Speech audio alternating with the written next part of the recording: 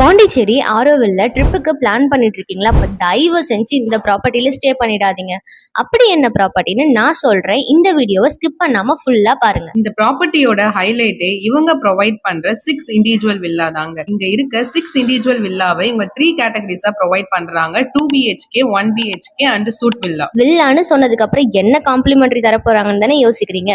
இங்க ஸ்டே பண்ற கெஸ்ட்டுக்கு காம்ப்ளிமெண்டரியா breakfast, swimming pool, camp fire, car parking, wifi, outdoor கேம்ல ஷட்டில் ஃபெசிலிட்டிஸுமே ப்ரொவைட் பண்றாங்க.